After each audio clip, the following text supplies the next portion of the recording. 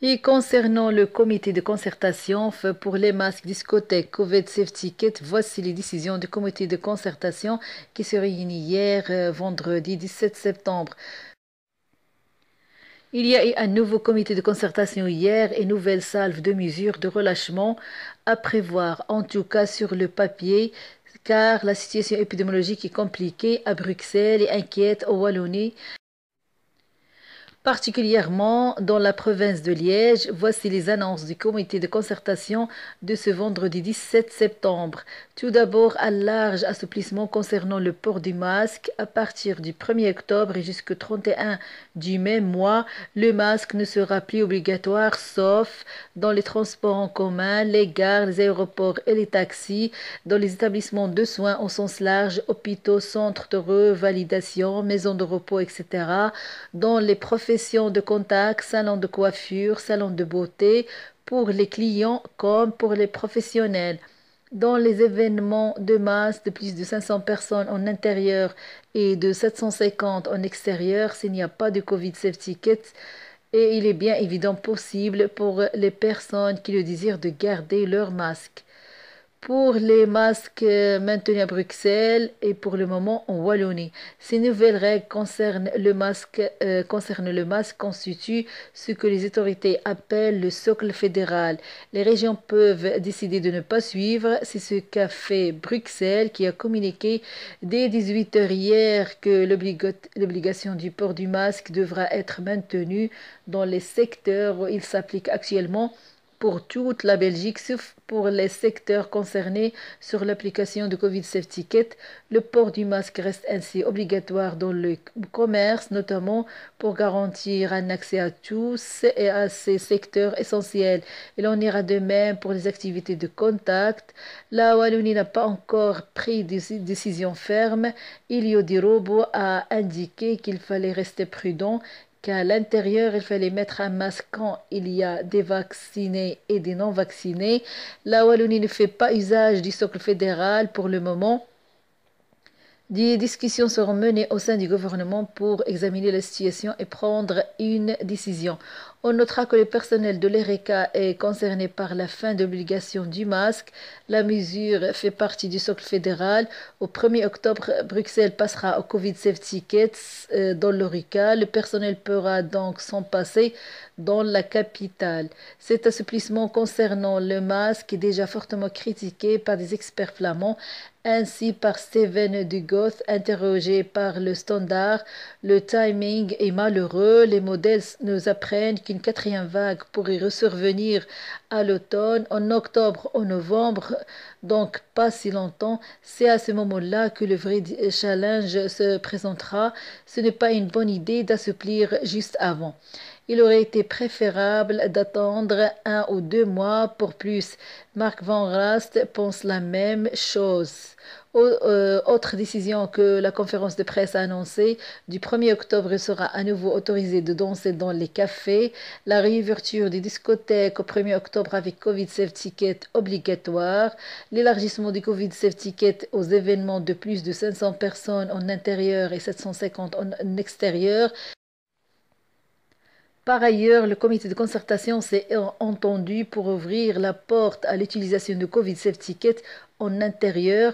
Le Codico veut initier une réflexion à ce propos, de quoi un jour l'imposer sur le lieu du travail ou dans les magasins. Par ailleurs, le Codico a également décidé la suppression de la version papier de Passenger Locator Form au profit d'une version électronique simplifiée. Et pour le Covid Safety Kit, il pourrait être envisagé dans certains secteurs très ciblés en Wallonie, selon Willy Borsus qui plaide pour le maintien du masque. L'extension du Covid Safety Kit à certains secteurs extrêmement ciblés pourrait s'avérer nécessaire en Wallonie, a convenu samedi le vice-président MR du gouvernement wallon, Willy Borsus. Avant toute chose, il faut continuer à soutenir les efforts de vaccination, par exemple dans les universités ou via la vaccination itinérante, c'est essentiel. Il faut augmenter le taux de vaccination en Wallonie qui est actuellement de 81% pour les premières doses. Là, les mesures de distanciation doivent donc être maintenues au sud du pays, y compris le port du masque. Il est encore trop tôt pour envisager un assouplissement à cet égard. Il faut le maintenir encore quelques temps, selon monsieur Borsus. Quant au coronavirus, les trois régions ont désormais la possibilité de l'étendre à certains secteurs. La région bruxelloise a déjà prévu cette extension dès le 1er octobre, notamment pour l'Orica. Le gouvernement flamand ne l'exclut pas, a laissé entendre le ministre-président Jean Jambon. Dans la coalition wallonne, c'est le MR qui est le plus réticent à une telle mesure. Le gouvernement wallon, PSMR Écolo, a demandé jeudi un avis au risque Assessment Group ainsi qu'à la Fédération Wallonie-Bruxelles pour l'aspect culturel. Le Covid Safety Kit pourrait être étendu à des secteurs extrêmement ciblés et il est trop tôt pour dire lesquels. Nous devrons examiner la réponse selon Borsus. Avec un risque désormais quasiment au même niveau qu'en région bruxelloise, la province de Liège est particulièrement préoccupante. Interrogé sur la possibilité de mesures limitées territorialement, le réformateur a répondu que c'était techniquement et légalement possible. Et pour la province de Liège, selon le gouverneur, il n'est pas question de laisser tomber le masque. Le gouverneur de la province de Liège a pris un arrêté de police qui maintient les différentes mesures Covid actuellement en vigueur et ce sur l'ensemble du territoire provincial.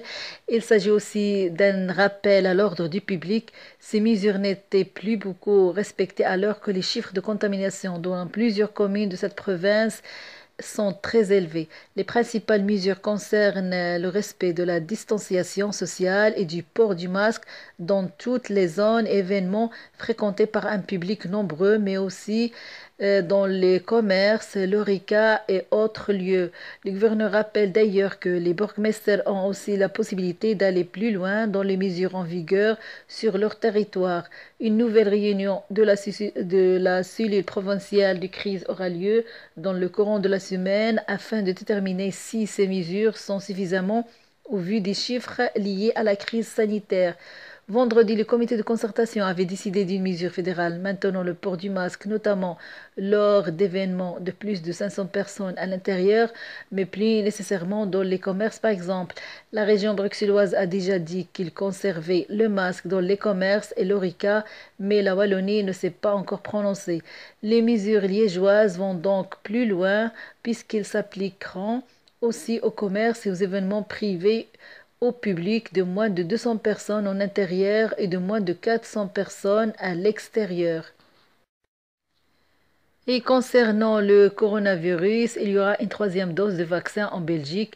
Mais quelle est la personne qui est concernée? Pour le Premier ministre, Alexander De Croo a été très direct dans sa communication ce vendredi.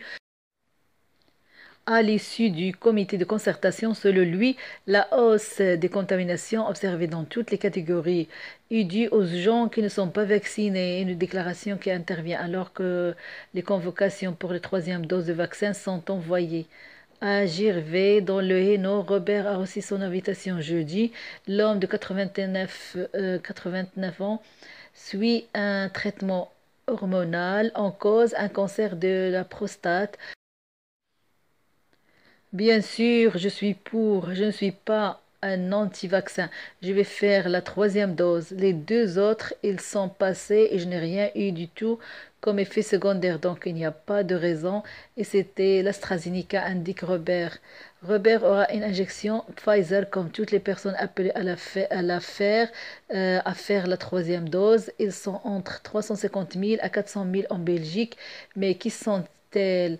Il s'agit du patient dont l'immunité est réduite à cause de troubles immunitaires congénitaux, de dialyse, de cancer, de greffe ou encore de séropositivité.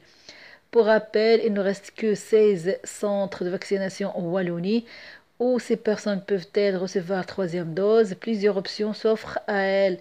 Ils peuvent se faire vacciner dans un centre de vaccination. Pour rappel, il n'en reste que 16 en Wallonie. Donc, il faut vraiment aller voir sur le www.jemevaccine.be. C'est un site où trouver l'information. C'est 2 jours par semaine, vendredi, samedi. Soit ils peuvent se faire vacciner à l'hôpital et là, ça sera repris sur leur convocation ou alors chez le médecin traitant, détaille Lara Kotlar, porte-parole de l'agence wallonne pour une vie de qualité. Lundi, Robert appellera l'hôpital qui le suit pour son rendez-vous. La campagne commence dès maintenant. Des patients prévus par SMS. Des patients prévenus par SMS ont d'ailleurs déjà reçu leur troisième dose. Pour vérifier si vous êtes concerné, vous pouvez vous rendre sur le site internet www.masanté.be. En ce qui concerne les personnes âgées en maison de repos, la décision de les vacciner sur place est attendue ce mercredi.